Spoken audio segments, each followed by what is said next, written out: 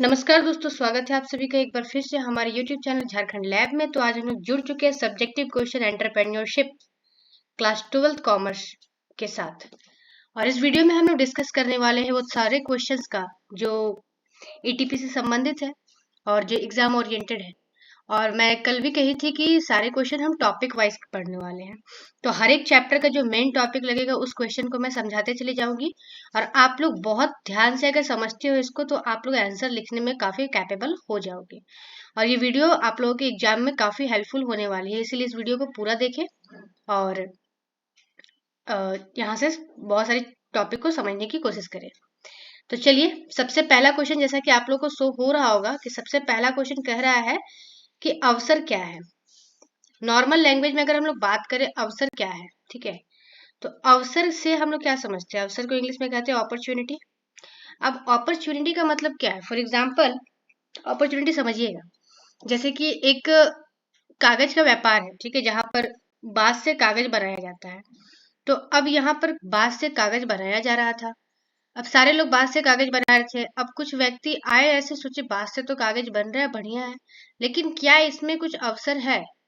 तो हाँ, चलिए, कागज को कॉपी का फॉर्म नहीं दे करके अब डायरी भी बनाया जाए। तो यहाँ पर क्या हुआ कि पहले से वो चीज था, ऐसा नहीं कि बांस वो उत्पन्न किया या कागज उत्पन्न किया, नहीं। वो सोचा कि और इससे क्या कर सकते हैं, क्या इसमें कुछ अपॉर्चुनिटी है? तो देखा कि हाँ है। तो सिंपल शब्दों में कि करंट के सिचुएशन, यानी जो प्रेजेंट का सिचुएशन है, अगर उस सिचुएशन से आप लाभ उठाना जानते हो, जो करंट में, जो प्रेजेंट में जो सिचुएशन है, उस सिचुएशन को अगर आप भुनाना जानते हो, उस सिचुएशन से अगर लाभ उठाना जानते हो, तो वही सिचुएशन, वही परिस्थिति आपके लिए क्या है? अवसर है। ठीक है। जैसे एग्जांपल, आज आज 28 मार्च है, कल 29 मार्च है। अगर इस वीडियो को आप देख करके यहाँ से अगर कुछ चीजों को जो मैं पढ़ा रही हूँ इसको अगर आप अपने माइंड में एब्जॉर्ब कर लेते हो, तो ये क्या हुआ एक तरह से कि करंट परिस्थितियों से लाभ उठाना। तो आई होप समझ में आया होगा कि अवसर क्या है। अब अवसर के बारे में थोड़ा और जानते हैं कि इसको थोड़ा सा लॉन्ग वे में कैसे लिखा जा सकता है। तो अवसर देखिए, सबसे पहले लिखिएगा कि अवसर जो है हमारे चारों ओर ठीक उसी प्रकार से विद्यमान रहता है जिस प्रकार से वायुमंडल में हवा, ठीक है, जिस प्रकार से हमारे वायुमंडल में हवा। तो देखिए लिखा है अवसर यह संयोग हमारे आसपास ठीक उसी प्रकार से विद्यमान रहते हैं जिस प्रकार वायुमंडल में वायु। तो ये थोड़ा सा और बेहतर हो गया। अच्छा, अब मान लीजिए 3 मार्क्स का है या 5 मार्क्स का है, फिर कैसे लिखेंगे? तो थोड़ा सा और इसमें एक्सप्लेन करने का कोशिश। प्रत्येक व्यक्ति के जीवन में अवसर आता है, सभी व्यक्ति के जीवन में कोई ना कोई अवसर आता है। कुछ लोग इसको क्या करते हैं, सबसे पहला चीज क्या है, इसको पहचानना। जैसे ये वीडियो अगर आप लोगों के सामने से गुजरेगा, आप लोग अगर इसको पार कर देते हो, तो आप लोगों के, मतलब आप लोगों के लिए एक सुनहरा अवसर जो है यहाँ से पार हो जाएगा। ठीक है। तो जो व्यक्ति अवसर को केवल देखता नहीं है बल्कि उसको पहचानता है और पहचान करके अपने लिए लाभ कमा लेता है। और कुछ लोग क्या कहते हैं, चुपचाप बैठे रह जाते हैं। तो जो व्यक्ति अवसर को पहचान कर, ध्यान से सुनिएगा, यहाँ एक और क्वेश्चन का आंसर होने वाला है। जो व्यक्ति, इस पे फोकस करिएगा, जो व्यक्ति, व्यक्ति के बारे में बात करिए, जो व्यक्ति अवसर को पहचान कर उससे लाभ उठा लेता है, उस व्यक्ति को हम लोग क्या कहते हैं? उस व्यक्ति को हम लोग कहते हैं साहसी। तो यहाँ पर देखिए, ये केवल एक क्वेश्चन नहीं है, यहाँ पर 2 क्वेश्चन समराइज हो गया कि साहसी किसे कहते हैं। तो सिंपल शब्दों में कि जो व्यक्ति वर्तमान परिस्थितियों को पहचान कर उससे लाभ उठा लेता है, या अवसर को पहचान कर उससे लाभ उठा लेता है, वह व्यक्ति साहसी कहलाता है। ठीक है। और जो उसे जाने देता है उसके जीवन में, वो कभी नहीं आता है, क्योंकि अवसर अस्थायित्व नहीं होता, फिक्स नहीं होता है, बदलते रहता है। अब देखिए, पूछ रहा है कि अवसर कितने प्रकार के होते हैं। तो अवसर 2 प्रकार के होते हैं, एक जो पर्यावरण में ऑलरेडी विद्यमान है और एक निर्मित। जैसे अभी कागज वाला बात की, तो कभी तो कागज का खोज हुआ होगा, तो कभी तो कागज का खोज हुआ होगा, तो वो ऑलरेडी निर्मित किया गया। ठीक है। और बांस, या फिर जो मैं बोली कि कागज से डायरी बनाया गया, तो वो क्या है? पर्यावरण में ऑलरेडी था, कागज बन चुका था। तो वही लिखा है यहाँ पर, कुछ अवसर ऐसे होते हैं जो पहले से मौजूद होते हैं, बस इस पे ध्यान दीजिए। जो पहले से मौजूद होते हैं उनको हम लोग पर्यावरण में विद्यमान अवसर कहते हैं, और जिन अवसरों को हम लोग उपभोक्ता के रुचि, फैशन या तकनीक में परिवर्तन के अनुसार बदलते रहती है, उसको हम लोग क्या कहते हैं? निर्मित अवसर कहते हैं। फॉर एग्जाम्पल, जैसे अभी रामनवमी आ रहा है, ठीक है, तो रामनवमी में अभी कुछ स्पेशल ड्रेस जो है वो बिकेगा ज्यादा। तो यहाँ पर कंपनी देखेगा कि नहीं अभी इस समय तो ये चीज बिकेगा, तो वो एक स्पेशल वो भगवा कपड़ा जो है वो बनाना शुरू करेगा। तो वो एक तरह से क्या हुआ, अवसर को निर्मित किया। ठीक है, चलिए बढ़ते हैं। अब उसके बाद देखिए यहाँ पे अवसर बोध की तकनीक के विभिन्न तत्वों को संक्षिप्त में बताइए। यानी अगर अवसर को पहचानना है, अवसर को अगर समझना है, तो क्या क्या तरीके किए जा सकते हैं। तो देखिए ईटीपी हो, बीएसटी हो या इको, एक्चुअल में कॉमर्स की बात कर रही हूँ, साइंस में भी ये रूल लागू होता है और आर्ट्स में भी ये रूल लागू होता है कि अगर आप लोगों को बहुत बड़े बड़े सवालों का जवाब देना है, तो आप लोगों को सिंपली करना क्या होगा कि सबसे पहले तो क्वेश्चन को समझिए। क्वेश्चन समझने के बाद थोड़ा सा प्रैक्टिकली उसको अटैच करिए और सोचिए कि क्या क्या पॉइंट बन सकता है। पॉइंट में लिखने से जो फायदा है ना 5 नंबर या 3 नंबर के क्वेश्चन को, उसको पैराग्राफ में लिखने का नहीं है। तो अवसर का ज्ञान करने के लिए क्या कर सकते हैं, पहला समझ की शक्ति, यानी आपको समझ होना चाहिए कि आपके सामने अवसर है, सही है, गलत है, क्या है। ठीक है, तो पहला समझ की शक्ति, पॉइंट बस याद करते चलिए। दूसरा है परिवर्तन पर नजर, हमेशा चेंजेस पर, एक बिजनेसमैन, एक सही एंटरप्रेन्योर वही होता है जो परिवर्तन पर नजर रखता है कि कब कौन सा त्योहार दूसरा आ रहा है, जैसे कोविड है या किस तरह का सिचुएशन चल रहा है, उस पर नजर जरूर रखना चाहिए। तीसरा पॉइंट, प्रतियोगी की नजर, आप चेंजेस पे नजर रखिए, बाकायदा चेंजेस पे नजर रखिए, लेकिन आपका कॉम्पिटिटर, मान लीजिए आपका अगर कोई गारमेंट का शॉप है, तो आप दूसरे गारमेंट वाले पे भी नजर रखिए कि वो क्या कर रहा है। और चौथा है नव परिवर्तनीय गुण, यानी नयापन। जैसे एक पहले चलता था, एक कंप्यूटर था सीआरटी, कैथोड रे ट्यूब, जो बड़ा सा डब्बा जैसा होता था, लेकिन आज के टाइम पे एलसीडी एलईडी आ चुका है। तो अगर वो सीआरटी वाले कंपनी अगर ध्यान नहीं रखते तो क्या होता, उनका कंपनी बंद हो जाता। बट बहुत सारी कंपनी ऐसी है जो सीआरटी बंद किया बनाने के लिए और नया चीज बनाना शुरू किया। जैसे आप देख सकते हो कोविड के टाइम पे आप लोगों को देखने को मिला होगा कि बहुत सारे शॉप के बाहर में भी आपको मास्क और सैनिटाइजर दिख जाते थे। तो वो क्या किया, कुछ नया परिवर्तन किया। ठीक है, अब ये वाला क्वेश्चन आप लोगों से हो जाएगा कि व्यवसायिक अवसर की पहचान से क्या उद्देश्य है। आखिर हम लोग अपॉर्चुनिटी को पहचान के कर क्या ले, क्या फायदा होगा, क्या पर्पस है हमको अपॉर्चुनिटी पहचानने का। बहुत सारा पर्पस है। सबसे पहले तो आपको जरूरी है कि अपने क्षेत्र विशेष के बारे में जानना। दूसरा जो है तकनीकी के बारे में जानना। ठीक है, इसके अलावा है उन उद्योगों की पहचान करना जो स्थानीय संसाधनों पर आधारित होते हैं। अर्थव्यवस्था के विभिन्न क्षेत्रों में ध्यान देना। ठीक है, उद्योगों के लिए श्रम पूंजी वगैरह इकट्ठा करना। अब यहाँ से देखिए ये वाला अगला क्वेश्चन है यहाँ से। अब है कि अगर हम अपॉर्चुनिटी को पहचान रहे हैं, तो ऐसी कौन कौन सी चीजें हैं जो अपॉर्चुनिटी को पहचानने में इफेक्ट डालेगी। मान लीजिए मैंने एक अपॉर्चुनिटी पहचान लिया कि नहीं मैं होलसेलिंग में बुक सेल करूंगी। ठीक है, ऐसा मैं एक अपॉर्चुनिटी पहचानी कि नहीं इधर बुक का कोई सेलिंग नहीं है, होलसेलिंग में तो मैं बुक सेलिंग करूंगी। तो अब हमको, जब हम अपने माइंड में ये सोच लें कि नहीं हमको बुक सेल करना है, तो मेरे सामने क्या क्या रुकावटें आ सकती हैं। तो सबसे पहले संसाधन की उपलब्धता, कि क्या जो हम होलसेल में बुक बेचने का सोच रहे हैं तो हमको भी तो कहीं से खरीदना पड़ेगा ना। तो क्या वो चीज आसपास है। लेकिन अगर ऐसा हुआ कि हमको दिल्ली या मुंबई से मंगवाना पड़ा, तो फिर तो हमको बहुत ज्यादा खर्च पड़ जाएगा और उस सारा कॉस्ट जुड़ करके वो बुक बहुत महंगा हो जाएगा, और कोई लोग उतना महंगा बुक तो होलसेलिंग में खरीदेंगे नहीं। तो सबसे पहले संसाधनों की उपलब्धता पर ध्यान। मांग की मात्रा, अगर हम सोच ले कि हमको बुक का शॉप खोलना है, ओपन करना है, तो देखेंगे भी तो कि आसपास में डिमांड है कि नहीं उस चीज का। बस मैं बार बार कह रही हूँ, आप लोग पॉइंट को जितना अच्छे से ध्यान दोगे, क्वेश्चन को जितने अच्छे से ध्यान दोगे, बाकी तो आप लोग लिख लोगे बहुत बढ़िया से। और नहीं तो आप लोग पूरे पॉइंट का एक्सप्लेनेशन रीड कर सकते हो, आप लोग के सामने दिया हुआ है। तीसरा है कच्चे माल की उपलब्धता। ठीक है, ऐसे तो होलसेलिंग में बात की तो उसमें तो कोई कच्चा माल लगने नहीं वाला है, बट कुछ कुछ जैसे कि मान लीजिए मैगी बनाने का कंपनी है, तो उसको तो कच्चा माल चाहिए ना, रॉ मटेरियल चाहिए। तो अगर वो नहीं होगा उसके पास, तो काम नहीं हो सकता। निर्यात की संभावना में होलसेलिंग कर ली और बेचने का कोई स्कोप ही नहीं है, कोई एरिया ही नहीं जहाँ पे मैं बेच सकूं, दूसरे देश में कहीं पे स्कोप ही नहीं है, तो फिर कोई फायदा नहीं होगा वहां पर। अब देखिए ये बहुत इंपॉर्टेंट क्वेश्चन बनता है। ठीक है, ये क्वेश्चन आप लोग समझ लीजिएगा। तो इस टाइप से अगर कोई क्वेश्चन आता है तो आप लोग उसको लिख सकते हो। बस सिंपल समझिए, अवसर और साहसी।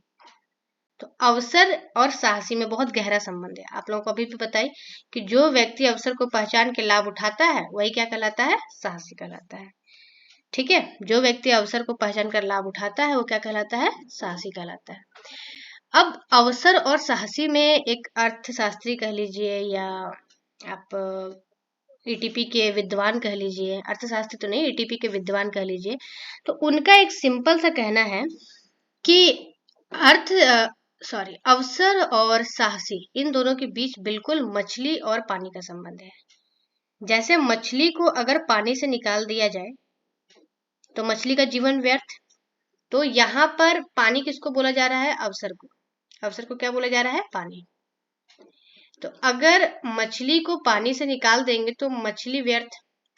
और अगर मछली इसमें जैसे पानी है पूरा, ठीक है, पानी है पूरा और उस पानी में कोई मछली ना हो, कोई पीने वाला ना हो पानी, ठीक है, या कोई उपयोग करता ना हो, तो पानी का भी तो जीवन व्यर्थ ही है ना, पानी किसी के काम तो आ नहीं रहा है।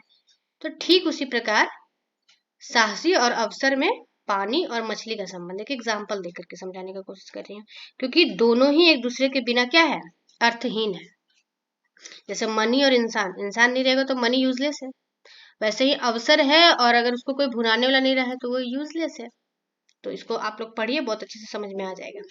सारे जो है नोट्स हैंड रिटन है, खुद से लिखा गया है, बुकिश लैंग्वेज बहुत ही कम है, आप लोग इसको पढ़ोगे तो बहुत अच्छे से समझ जाओगे। अब है साहसिक कार्य के परिवर्तन से क्या आशय है? प्रवर्तन मतलब होता है एक तरह से प्रमोटिंग, ठीक है। तो लिखा है प्रवर्तन एक ऐसा प्रोसेस है जो साहसिक कार्य को स्थापित करने के उद्देश्य से आरंभ होती है। यानी कि अगर हम कुछ सोचे कि हमको ये स्टार्टअप करना है, मेरे माइंड में आया बस कि हमको ये स्टार्टअप करना है, तो वो जो माइंड में मेरा आया, अभी हम स्टार्ट नहीं किए, तो वही इस प्रोसेस को प्रवर्तन कहेंगे। केवल माइंड में ये आना कि हमको ये करना है, ठीक है। यहाँ पे CW गस्टनबर्ग के अनुसार कुछ बताया गया है कि प्रवर्तन का आशय व्यवसायिक अवसरों की खोज करना है। प्रवर्तन का मतलब है केवल अवसर को ढूंढना, क्या किया जा सकता है, उसके पश्चात लाभ प्राप्त करने के उद्देश्य से पूंजी संपत्ति वगैरह, मतलब जो चीज का भी जरूरत है उसको इकट्ठा करना, वो क्या कहलाता है? प्रवर्तन। यानी केवल मेरे मन में आइडिया आया कि हमको ये करना है, तो वो क्या हो जाएगा? प्रवर्तन हो जाएगा। चलिए आगे बात करते हैं। अब ये क्वेश्चन भी बहुत इंपॉर्टेंट रहने वाला है कि कर्मचारी और उद्यमी में क्या अंतर है, ठीक है। तो बात करते हैं ऐसे कर्मचारी और उद्यमी में क्या अंतर है। नॉर्मली अगर बात करें तो सीधा सीधा अंतर हम लोग ले सकते हैं कि कर्मचारी जो है वो किसी कंपनी का या किसी उद्यम का क्या होता है? कार्यकर्ता होता है, यानी काम करने वाला होता है, जबकि उद्यमी जो है वो कार्य भी करता है और स्वामी भी खुद होता है। कर्मचारी को काम के बदले क्या मिलता है? वेतन मिलता है। कर्मचारी को काम के बदले क्या मिलता है? वेतन मिलता है। और उद्यमी को काम के बदले क्या मिलता है? उसको एक तरह से पूंजी पर लाभ मिलते हैं, उसकी पूंजी में बढ़ोतरी होती है, ठीक है। तो देखिए यहाँ पर लिखा है कि कर्मचारी से आशय उस व्यक्ति विशेष से है जो अपनी सेवाओं के बदले क्या प्राप्त करता है? पारिश्रमिक यानी वेतन प्राप्त करता है। जबकि साहसी का आशय उस व्यक्ति से है जो अवसरों को पहचान कर उससे लाभ उठाता है। अब तो जोखिम किसको रहेगा? रिस्क किसको रहेगा? एम्प्लॉय को ना। एम्प्लॉय को कोई रिस्क नहीं होता है, जबकि एक एंटरप्रेन्योर को रिस्क होता है। कर्मचारी श्रमिक होता है और उद्यमी श्रमिक और स्वामी दोनों होता है। कर्मचारी किसी कार्य को करने के लिए स्वतंत्र नहीं होता है, वो ऑर्डर पे काम करता है, जबकि एंटरप्रेन्योर जो होता है, उद्यमी जो होता है, वो कार्य को करने के लिए स्वतंत्र होता है। कर्मचारी को काम के बदले पारिश्रमिक मिलता है और उद्यमी को काम के बदले प्रॉफिट मिलता है, ठीक है। ये ऑब्जेक्टिव टाइप है, इसको आप लोग खुद से रीड करिएगा। आगे बढ़ती हूँ मैं। अब देखिए यहाँ पर वातावरण से आपका क्या आशय है। कल भी मैंने आप जो वीडियो अपलोड किया जो ऑब्जेक्टिव टाइप था, उसमें मैं पहले ही क्लियर कर चुकी हूँ कि वातावरण का मतलब ईटीपी के सेंस में, बीएसटी के सेंस में, इवन कॉमर्स के सेंस में वातावरण का मतलब होता है customer, government, supplier, demand, supply, market price, ये सारी तमाम चीजें, ठीक है। तो अब पूछा जा रहा है कि वातावरण से क्या आशय है। तो वातावरण उन सारे सिचुएशन को कहेंगे, कीवर्ड्स पकड़िए, उन सारे सिचुएशन को कहेंगे, उन सारे शक्तियों को कहेंगे जो क्या करता है? डायरेक्टली और इनडायरेक्टली क्या करता है? किसी भी प्रकार की उद्यमिता को प्रभावित कर सकता है। कोई सा भी मेरा एक कंपनी है, कोई सा भी स्टार्टअप है, तो उस पर इफेक्ट क्या डालेगा, अगर वो ज्यादा ग्रो होगा या नहीं होगा, ये किस पे निर्भर करता है? ये निर्भर करता है कस्टमर पे, ये निर्भर करता है मार्केट का सिचुएशन पे। ठीक है, तो वातावरण क्या है? एक ऐसी शक्ति है, एक ऐसी परिस्थिति है जो डायरेक्टली और इनडायरेक्टली उद्यमी पर, उद्यमिता पर, बिजनेस पर इफेक्ट डालता है। और कुछ पर एंटरप्रेन्योर का कंट्रोल होता है और कुछ पर नहीं होता है। ठीक है, जैसे एम्प्लॉय पर कंट्रोल होता है, ठीक है, कस्टमर पर नहीं होता है, गवर्नमेंट पर नहीं होता है, तो वैसे ही कुछ पर होता है और कुछ पर नहीं होता है। तो लिख दिया है, देखिए क्या क्या वातावरण में शामिल होता है। तो वातावरण का मतलब पेड़ पौधा बिल्कुल नहीं है, आप लोग इस चीज को ध्यान दीजिएगा। यहाँ पे देखिए वेबस्टर के अनुसार लिखा हुआ है, कुछ ये बोलते हैं वातावरण से आशा है उद्यमी को घेरे रखने वाली, मतलब वो सारी परिस्थिति जो उद्यमी को क्या करती है, एक तरह से घेरे रखती है। कोई भी अगर उद्यमी कुछ भी काम करेगा तो उन सारे घटकों का इफेक्ट उस पर पड़ेगा। ठीक है, ये देखिए ऑब्जेक्टिव टाइप में ये सारा क्वेश्चन था, वातावरण का सूक्ष्म अध्ययन करना क्यों जरूरी है? वातावरण का सूक्ष्म अध्ययन करना क्यों जरूरी है? यानी ग्राहक के बारे में जानना, मार्केट के बारे में जानना, एम्प्लॉय के बारे में जानना, प्रोडक्ट कैसे बनता है इसके बारे में जानना क्यों जरूरी है। आई थिंक आप लोग को क्वेश्चन समझ में आ रहा होगा। तो जब क्वेश्चन समझ में आ गया, देन आगे बढ़ते हैं।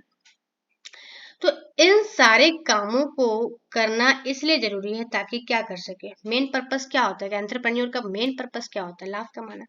तो सिंपल, जब वो किसी चीज को एनालाइज करेगा तो वो क्या करेगा, अपने उद्देश्य को पूरा कर पाएगा, जो टारगेट फिक्स किया वो पूरा कर पाएगा, लाभ प्राप्त कर पाएगा, है ना। इसके अलावा क्या कर सकता है, अपने कैपेसिटी, अपने एफिशिएंसी को बढ़ा सकता है, अपनी क्षमता को बढ़ा सकता है, और परिस्थितियों पर नजर रख सकता है, बदलाव पर नजर रख सकता है, प्रतियोगी पर नजर रख सकता है। कब? जब वो वातावरण के बारे में थोड़ा सा स्टडी करे, एनालाइज करे कि आखिर बाजार में चल क्या रहा है। आई होप आप लोगों को ये समझ में आया होगा, बाकी रीड कर सकते हो आप लोग। समष्टि वातावरण से क्या समझते हैं? समष्टि, समष्टि माने समस्त, समष्टि माने समस्त, यानी वृहद। समस्त मतलब क्या? वृहद, बड़े पैमाने पर। ठीक है, तो इसमें सारे चीज शामिल होते हैं, सांस्कृतिक, राजनीतिक, आर्थिक, सारे चीज शामिल होते हैं इसमें। ठीक है, बढ़ते हैं आगे। वातावरण का अध्ययन करना क्यों जरूरी है? वही सेम क्वेश्चन आ गया, आखिर आप कस्टमर, सप्लाई, मार्केट के बारे में क्यों जरूरी है? ताकि आपको अपॉर्चुनिटी फाइंड आउट कर सको, आप एग्जिस्ट कर सको, मार्केट में एग्जिस्ट कर सको। अब मान लिया आप एक शॉप खोल लिए हो और बैठे हो, बस बेच रहे हो, उसको बेच रहे हो, बेच रहे हो, और पता चला बाद में कि आपके ही बगल वाला या आपके ही 4 किलोमीटर दूर वाला कोई एक ऐसा दुकान है जो उसी चीज को सस्ते में बेच रहा है। ठीक है, आपसे कम दाम पे बेच रहा है, या किसी तरह का और कोई काम कर रहा है। तो अगर आप मार्केट पे नजर नहीं रखोगे, या हो सकता है ऐसा कि आप एक कोई पेन बेच रहे हो और अभी नया क्वालिटी का पेन आ गया है जिस कारण से आपका पेन नहीं चल रहा, नहीं बिक रहा है, तो आपको ये भी तो देखना पड़ेगा ना क्या क्या मार्केट में चेंज हो रहा है। तो वातावरण का अध्ययन करना क्यों जरूरी है? ताकि अपॉर्चुनिटी पहचान पाओ और ताकि आप मार्केट में टिक पाओ। ठीक है, मार्केट में बने रह पाओ, सक्सेस हो पाओ। पॉइंट्स, पॉइंट्स मायने रखता है, समायोजित करने के लिए एडजस्ट कर पाओ अपने बिजनेस में। विपणन, विपणन का मतलब होता है, सिंपल भाषा में विपणन का मतलब होता है मार्केट। और मार्केट आप लोगों को मालूम होगा, मार्केट क्या है? मार्केट को सिंपली हम लोग बोल सकते हैं कि मार्केट एक ऐसा प्लेस है जहाँ पे कस्टमर और जो सेलर होता है वो क्या करते हैं, एक दूसरे से डील करते हैं और सामान का क्रय विक्रय होता है। तो इसी को हम लोग क्या कहते हैं, मार्केट कहते हैं। मार्केट में फिजिकली सामने आना जरूरी नहीं है कि कस्टमर और सेलर एक दूसरे के आमने सामने रहेगा तभी वो मार्केट का लेगा, नहीं, क्योंकि अब ऑनलाइन का जमाना है। तो विपणन का अर्थ क्या है? विपणन या बाजार, विपणन से हमारा तात्पर्य उन सभी घटकों एवं शक्तियों से है जो व्यवसाय अथवा उद्यम को, वही है वातावरण का ही है मेन चीज। ठीक है, कॉटलर के अनुसार है। अब बाजार मूल्यांकन, बाजार मूल्यांकन मतलब फिर से बाजार का स्टडी करना। क्या होता है? तो बाजार मूल्यांकन का मतलब होता है कि एक सर्वेक्षण, एक सर्वे करना। किस चीज पे सर्वे करना? कस्टमर क्या इनकम कैसे, जैसे आप किसी एरिया में कोई बिजनेस खोलने वाले तो आप देखोगे ना कि उस एरिया में किस टाइप के कस्टमर रह रहे हैं, उनका इनकम हाई है, लो है। अगर कोई एक खास एरिया, मान लीजिए कोई बस्ती टाइप है, वहां पर जाकर के आप मॉल खोल दोगे तो आपका मॉल चलने वाला है? बिल्कुल नहीं चलेगा, क्योंकि वहां के लोगों का इनकम ही नहीं है कि वो मॉल में इतने पैसे इन्वेस्ट कर सके, इतने पैसे एक्सपेंस कर पाए। ठीक है। तो वहाँ का शिक्षा वगैरह, पढ़ाई लिखाई क्या है, लोगों का इनकम वगैरह क्या है, ये सारा चीजें जानना बहुत ही बेहद जरूरी हो जाता है। तो ये सब का जब हम लोग अध्ययन करने निकलते हैं तो उसी को हम लोग क्या कहते हैं, बाजार मूल्यांकन कहते हैं। ठीक है। अब है देखिए कि जब हम लोग बाजार मूल्यांकन करेंगे, मार्केट के बारे में जानकारी लेंगे, तो इसको मतलब इस काम में हम लोग क्या क्या चीज हम लोग को करना पड़ेगा। सबसे पहले पूर्तिकर्ता, सप्लायर के बारे में जानना पड़ेगा। ठीक है। विपणन मध्यस्थ, विपणन मध्यस्थ मतलब जैसे मान लीजिए एक व्यक्ति ए है जो पेन बना रहा है पूरा थोक में, ठीक है, और कस्टमर है सी। तो क्या ए डायरेक्ट जाके सी को बेचेगा? तो आप कहोगे नहीं, ए डायरेक्ट जाके सी को नहीं बेचेगा। तो वहां पर एक व्यक्ति आएगा बी, जो ए से सामान ले लेगा और बी को सी को बेच देगा। तो वो जो व्यक्ति बी आया उसी को कहेंगे हम लोग मध्यस्थ, इंटरमीडिएटरीज। ठीक है। तो क्या लिखा है, उस व्यक्ति से, यानी एक ऐसा व्यक्ति है, या कोई फर्म हो सकता है, कोई कंपनी भी हो सकता है, कोई पर्सन भी हो सकता है, जो प्रत्यक्ष सेवाएं देकर विक्रय बढ़ाने में सहायता करती है, यानी कस्टमर से डायरेक्ट डील करती है। तो उसको भी जानकारी रखो। प्रतियोगी, अपने कॉम्पिटिटर को देखो। और समान उत्पाद, आप देखो कि आप जो बना रहे हैं उसी के सिमिलर कुछ तो मार्केट में नहीं बन रहा है। अब देखिए मांग पूर्वानुमान, तो मांग पूर्वानुमान नाम से समझ में आ रहा है, कीवर्ड्स पकड़िए। मांग पूर्व अनुमान यानी पहले से अनुमान लगाना, यानी भविष्य में किसी विशेष वस्तु या सेवा का मात्रा में क्या कमी या वृद्धि आएगा, इसी को हम लोग क्या कहते हैं, मांग का पूर्वानुमान कहते हैं। मांग किसे कहते हैं? मांग का मतलब है, जैसे मान लीजिए आज आज है 28 तारीख, तो आज अगर 28 तारीख है, ठीक है, आज क्या है, 28 तारीख है, तो आप ये बताइए कि 28 तारीख को एक एग्जांपल ले रही हूँ कि कॉपी, ठीक है, 28 तारीख को कॉपी कितना बिका? तो हम कहेंगे कि आज 28 तारीख को कॉपी 20 बंडल बिका। ठीक है। तो सिंपल शब्दों में कि एक निश्चित समय में, किसी एक फिक्स समय में वस्तु की जितनी मात्रा खरीदी जाती है या बेची जाती है, उसी को हम लोग क्या कहते हैं, वस्तु की मांग कहते हैं या सेवा की मांग कहते हैं। ठीक है। डिमांड, कि आज डिमांड इतना ही है, आज मार्केट में मंदी है, आज तेजी है, ये सारा चीज। पूर्ति किसे कहते हैं? तो जस्ट इसी का, यानी जितनी मात्रा खरीदी जाती है उसको मांग कहते हैं और जितनी मात्रा बेची जाती है उसको पूर्ति कहते हैं। फॉर एग्जाम्पल मान लीजिए कि एक यहाँ पे एक कंटेनर है और यहाँ पर एक कंटेनर है, ठीक है, 2 कंटेनर है। अब ये पहला है और ये दूसरा है। तो ये 2 कंटेनर है, एक किसान यहाँ पर इसमें गेहूं भर के रखा है, ठीक है, गेहूं भर के रखा है। अब इसमें क्या हुआ कि जो किसान है वो ये वाला कंटेनर जो है वो अपने घर के लिए रखता है। ये कंटेनर वो बोला कि हम नहीं बेचेंगे, ठीक है। और मान लीजिए इसमें 1 क्विंटल है, इसमें 1 क्विंटल है, और ये वाला कंटेनर जो है वो बेच दिया। और किसको बेच दिया? मान लीजिए डीलर को बेचा और डीलर जाके कस्टमर को बेच दिया। तो सप्लाई हम ये नहीं बोलेंगे कि 2 कंटेनर का हुआ, जितना बिकता है, ठीक है, जितना बिक जाता है, जितना सेल हो जाता है, उतना ही अमाउंट यानी उतना ही क्वांटिटी क्या कहलाता है, सप्लाई कहलाता है। जो रखा हुआ है वो स्टॉक कहलाएगा। कितना मेरे पास स्टॉक है, वो बेचा नहीं गया है अभी। ठीक है। ये वाला क्वेश्चन आप लोग रीड करिएगा। अल्पकालीन और दीर्घकालीन पूर्वानुमान के क्या उद्देश्य है? अल्पकालीन मतलब शॉर्ट टर्म के लिए और दीर्घकालीन मतलब लॉन्ग टर्म के लिए। इसका उद्देश्य क्या है? सिंपल सा अगर मैं बात कहूँ तो ये वाला पकड़ के चलिए कि किसी भी चीज का पहले से अनुमान लगाने का क्या मकसद होता है। ठीक है। तो क्या मकसद होता है? अति एवं अल्प उत्पादन को समाप्त करना, मूल्य नीति का निर्धारण करना, विज्ञापन करना, ये सारी चीजें हैं। बाजार की मांग को क्या कह सकते हैं? ये कल भी मैंने शामिल किया था। बाजार की मांग को मांग की भविष्यवाणी कहते हैं। आगे बढ़ते हैं। अब है उपक्रम की स्थापना से पूर्व, यानी कि कोई भी फर्म, कोई भी कंपनी अगर आप स्टैब्लिश कर रहे हो, अगर आप बैठाने की सोच रहे हो, तो आपको क्या क्या जरूरी होगा? तो सिंपल अगर मैं बात करूं तो आप लोग बस 5 M पे फोकस करो। बहुत अच्छा ट्रिक है, 5 M पे फोकस करो। And this 5M stand for, this 5M stand for man. Man बोले तो लेबर, ठीक है, ऐसा नहीं वुमेन को एक्सेप्ट किया जा रहा है, एक्सपेक्ट। और रॉ मटेरियल, दूसरा M raw material. Third M हो जाएगा मार्केट, और फोर्थ एम हो जाएगा मनी। कोई एक छूट रहा है, मशीन भी एक होता है, हाँ ये रहा थर्ड नंबर, मशीन। ठीक है, तो इस तरह से 5M, अगर आप किसी भी तरह का आप कंपनी स्टार्टअप शुरू करना चाहते हो तो आपको 5M कंपलसरी है कि होना चाहिए। क्या क्या? मैन, मार्केट, मशीन, मनी और रॉ मटेरियल। ये 5 चीजों पर ध्यान देना जरूरी है। अब ये 5 चीजों को तो आप लोग आराम से एक्सप्लेन कर सकते हो। किस समय? कोई भी उपकरण को स्थापित करने के समय। तो आई होप आप लोगों को समझ में आ रहा होगा चीज। काफी इजी वे में बताने की कोशिश कर रही हूँ। आप लोग इसको पढ़ते हो बढ़िया से तो आप लोगों के लिए काफी हेल्पफुल रहने वाला है।